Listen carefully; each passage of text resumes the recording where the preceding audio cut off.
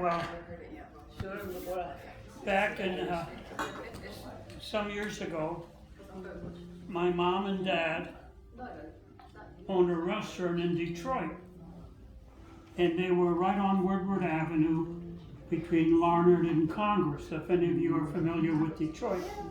And it was like 2 doors away from the 509 Club, a club of disrepute. And so that was the City Hall. The Wayne County City County building was still there. Was that the House of Ill Repute? That was the real House of Ill I need clarification, I apologize. Well, anyway, they widened Woodward and they took out the City County building. And they widened Woodward, and when they went to widen Woodward, my dad would lose his restaurant. So it all transpired. They widened Woodward, the City County building went down, and my dad lost his restaurant. 509 Club was gone. So my dad's wondering what to do. So I stepped in, talked to my dad. He said, Dad, I said, there's a building on the corner of Bay Street and Cadillac Square. Why don't, I'll build it up and fix it for you, and you can open your business over there.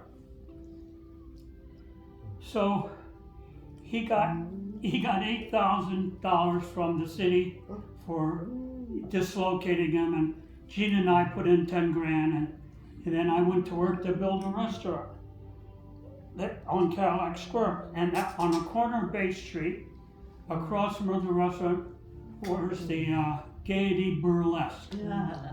You got anybody remember Gayety? I And one of the top. The Gayety sold me.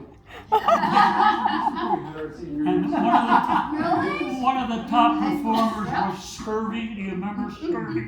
He told dirty jokes. That is stunning. And anyway, and then also, and we used to get all the burlesque people come over to my dad's place, and they would eat there because all they had to do was cross Bates Street. So we got to know a lot of the burlesque people, and then Gene and I at that time, we were working 2 jobs because we were trying to buy some land.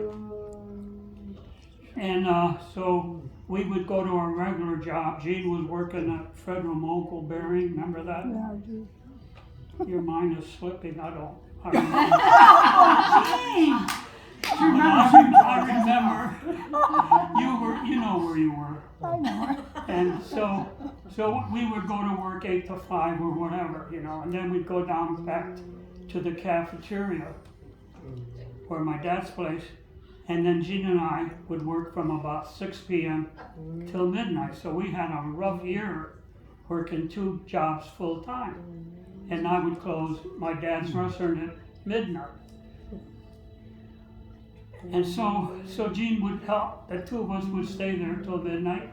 And every Saturday night, every Saturday night, there was this Irish guy who would come in at 1:45. Those damn Irish. And I said, Hey, they're still open. Yeah, they're so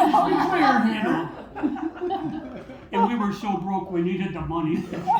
Again. So anyway, he would come in and he would get whatever he wanted to get. And we had to close and lock the doors because we wanted to get home and get to bed. What? Because we had to get up. We had to get up at 7 to go to work.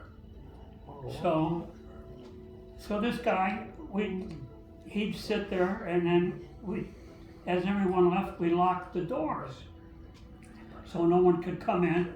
But this nice old Irish guy, he was homesick, just like the Hong Kong salesman. He was homesick. 2 hookers were solved. And he would sit there, and at midnight he starts singing ballads. And the guy knew hundreds and hundreds of ballads. And I probably heard every Irish ballad in the world. But here Gene and I are getting nervous. Wonder how are we gonna get this guy out? He He's never going to quit singing. Tell the British are coming. So Gene and I are putting our head together.